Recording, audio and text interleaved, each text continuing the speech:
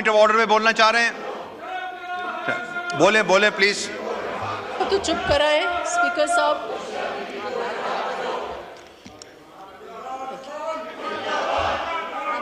बोलूं?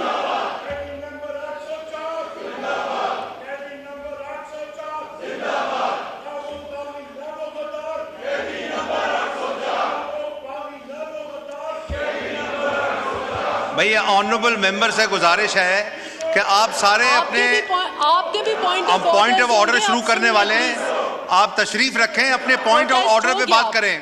प्रोटेस्ट हो गया, रजिस्टर भी हो गया। Thank you.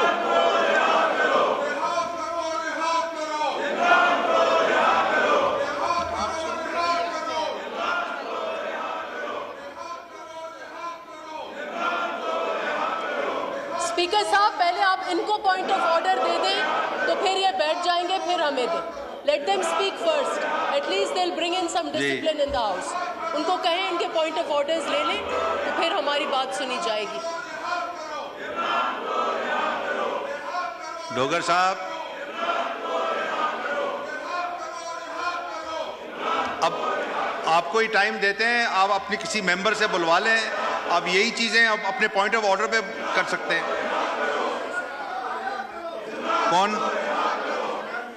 तो आप इमरान न्याजी साहब को माइक देते हैं ना जी। इमरान न्याजी साहब ऑन पॉइंट ऑफ ऑर्डर।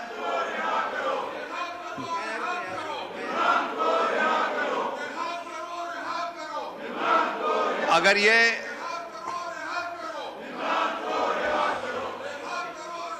फिर ये सेंस ऑफ द हाउस ये है कि हाउस को एडजर्न कर दें, तो फिर हम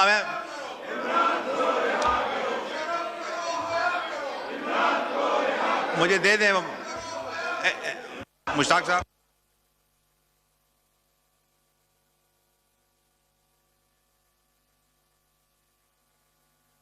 अदा होगी जी कि एहतजाज ज़रूर रिकॉर्ड करवाएं। आपकी माशाल्लाह नशिस्तें मौजूद हैं, नशिस्तों पे भी बैठ के बात करें। यही बात जो है वो डाइस के अलावा भी हो सकती है। और मैंने शुरू में अर्ज़ किया था, अगर ये ख्याल हो हमारा कि ये फोरम जो है ये अदालतों से ज़मानत हासिल करने का या रिहाई हासिल करने का फोरम है, तो हम सारे मिस्टेकन हैं इसमें।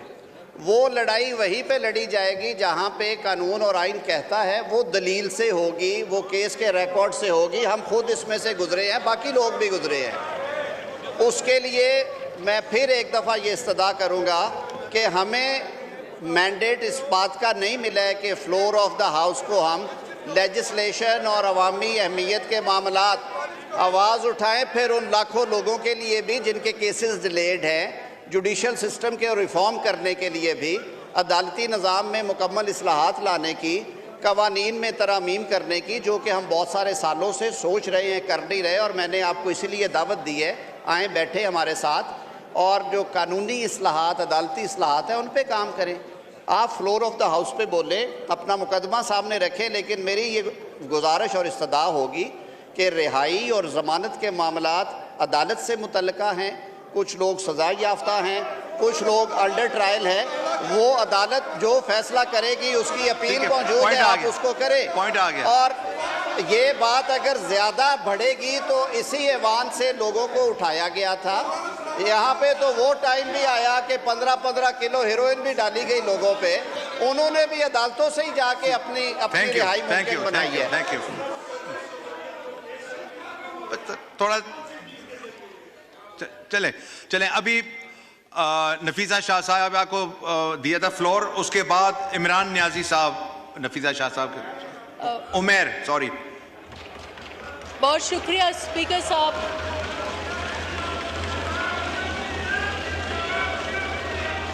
इस वक्त जी नफीसा, जिस मौजू पर मैं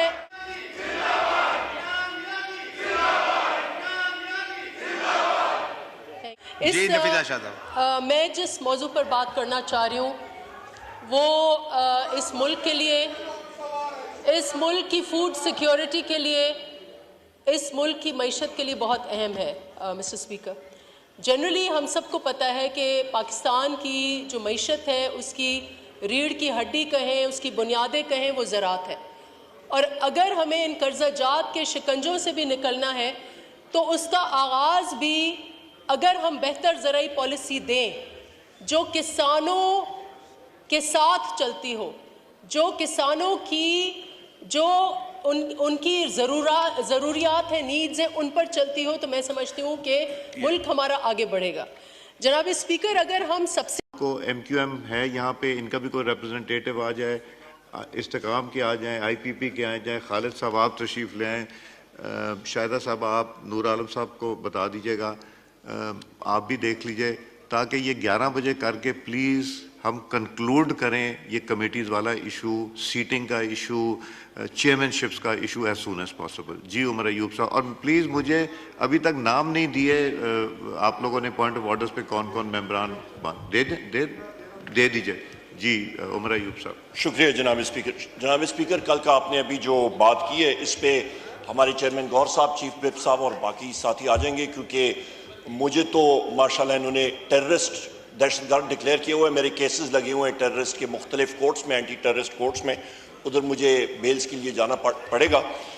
दूसरी अहम चीज़ जनाब स्पीकर, इस बिल के हवाले से मैं बात करूँगा कि इसको आप सर इनफॉर्मली ना लें स्पीकर साहब, फॉर्मल प्रोसेस 5 दिन 2 हफ्ते डिले हो जाए, पर formal process finance and revenue की कमेटी में ज़रूर डालें, रिकॉर्डिंग होगी, सही काम होगा, मुख्तलिफ लोगों को बुलाया जाएगा, एक्सपर्ट्स को बुलाया जाएगा, यहाँ से भी हमारे लीगल साथी मौजूद हैं, उनका इनपुट आ जाएगा, कोई बेहतर चीज़ आएगी। हम लोग चाहते हैं कि मुल्क के लिए काम किया जाए, हर जगह से यहाँ पे पीपल्स पार्टी के लोग हैं, कॉलीग्स हैं, वो अपनी इनपुट दे सकेंगे, बाकी पार्टियों के आएंगे तो प्रॉपर प्रोसेस आएगा। इसके साथ जनाब स्पीकर यहाँ पे मैं एक और बात करता चलूँ कि हमारी फर्स्ट लेडी बुशरा बीबी के साथ जो जुल्म सतम हो रहा है, आप यकीन जाने, पॉइजनिंग का केस है, स्लो पॉइजनिंग का केस है, रिजल्ट्स नहीं दिए जा रहे हैं। उनको परसों रात भी एम्बुलेंस गई, वहां पे हम में से किसी को नहीं मालूम हुआ, जेल अथॉरिटीज गई हैं, एम्बुलेंस रात को जा रही है, डॉक्टर जा रहे हैं, चेक हो रहा है, वापस आ रहा है, रिजल्ट्स का नहीं पता चल रहा। जनाब स्पीकर, ये क्या हो रहा है?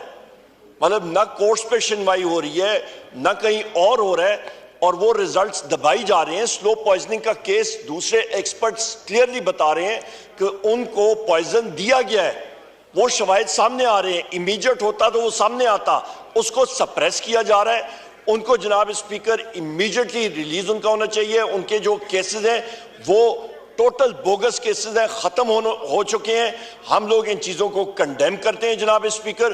बुशरा बीबी के साथ जो जुल्म सितम हो रहा है उसको हमारी सारी पार्टी जो है वो कंडेम करती है, हम लोग नहीं टॉलरेट करते हैं। उनके साथ मैं फिर रिपीट करता हूं, शवाहिद आ चुके हैं, स्लो पॉइजन के शवाहिद आ चुके हैं, माने ना माने वो दूसरी बात है। जो कहते हैं कि हम लोग नहीं करते हैं सर, उनको वही चीज दी जाए और वही टेस्ट रिपीट दिए जाए, फिर हम लोग कहते हैं कि फिर हम लोग मानने के लिए तैयार हैं कि वही जो टेस्ट रिजल्ट आ रहे हैं वो फिर जो बाकी साथी जो नहीं मानते हैं, जो लोग नहीं मानते हैं, अल्लाह फिर उनको वही रिजल्ट नसीब करे। हम लोग तो यही कहेंगे जनाब स्पीकर, खुदारा इस मुल्क के लिए, इस कौम के लिए वो मकसूद चपरासी था, केस लगा, पॉइजन दिया, जो हुआ उसको हार्ट अटैक हो गया। यही वो चीजें हैं जिसकी हम लोग निशानदेही करना चाहते हैं जनाब स्पीकर।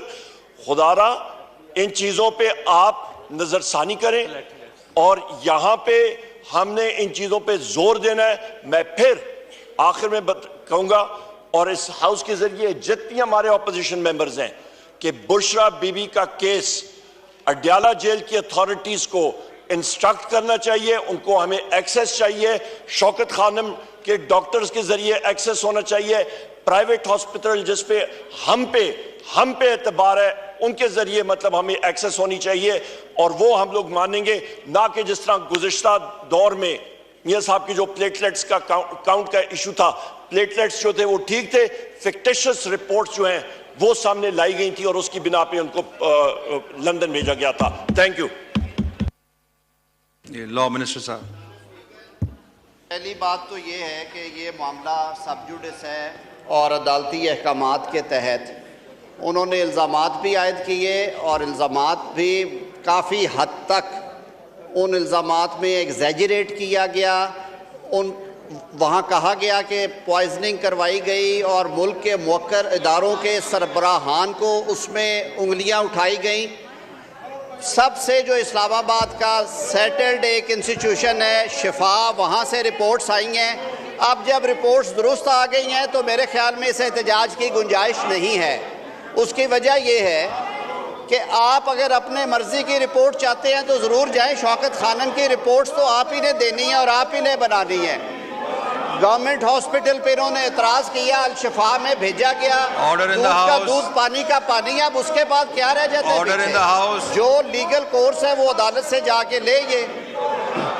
रिहा करो, रिहा करो, रिहा करो, रिहा करो, रिहा करो, रिहा करो।